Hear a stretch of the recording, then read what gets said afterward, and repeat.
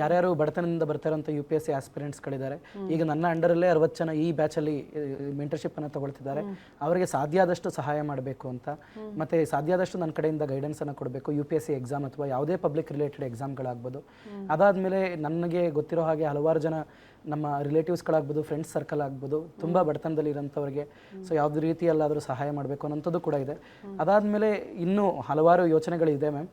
ಅಂದರೆ ಒಂದು ಇದನ್ನು ನನ್ನ ಫ್ರೆಂಡ್ ವಿದ್ಯಾ ಅಂತ ಇದ್ದಾಳೆ, ಅವಳ ಜೊತೆ ಸೇರಿ ನಾವು ಒಂದು NGO ರೀತಿ ಸ್ಟಾರ್ಟ್ ಮಾಡಬೇಕು ಅನ್ನೋದು ಕೂಡ ಇದೆ. ಏನಕ್ಕೆ ಅಂದರೆ ಅದರಲ್ಲೂ ಗೌರ್ಮೆಂಟ್ ಸ್ಕೂಲ್ ವಿದ್ಯಾರ್ಥಿಗಳಿಗೆ, ಕನ್ನಡ ಮಾಧ್ಯಮ ವಿದ್ಯಾರ್ಥಿಗಳಿಗೆ ಏನಾದರೂ ಸಹಾಯ ಮಾಡಬೇಕು ಅಂತ.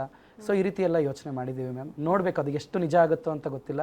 ನನ್ನ ಶಕ್ತಿ ಮೀರಿ ಪ್ರಯತ್ನ ಪಡ್ತೀನಿ ಮ್ಯಾಮ್. ಅದು ಕಷ್ಟದಿಂದ ಬಂದವರಿಗೆ ಕಷ್ಟಗಳ ಬೆಲೆ ಗೊತ್ತಿರುತ್ತೆ, ಅದರಿಂದ ಕೆಲವರಿಗೆ ಸಹಾಯ ಮಾಡೋ ಮನಸ್ಥಿತಿ ಅವರಲ್ಲಿ ಬರ್ತೆ ಬಂದ್ಬಿಟ್ಟಿರುತ್ತೆ ಅಂತ. ಯಾಕಂದ್ರೆ ನಮ್ಮನ್ನ ಹಂಗೆ ರೆಡಿ ಮಾಡ್ಕೊಂಡ್ಬಿಟ್ಟಿರ್ತೀವಿ ನಾವು ಅಂತ. ಅದೇ ಮ್ಯಾಮ್, ನಾವು ಬೇರೆಯವ್ರ ಬದುಕಲ್ಲಿ ಸೂರ್ಯ ಅಂತೂ ಆಗ್ಲಿಕ್ಕಾಗಲ್ಲ, ಅಟ್ಲೀಸ್ಟ್ ಒಂದು ಸಣ್ಣ ದೀಪನಾದರೂ ಆಗ್ಬೋದು ಅಂತ.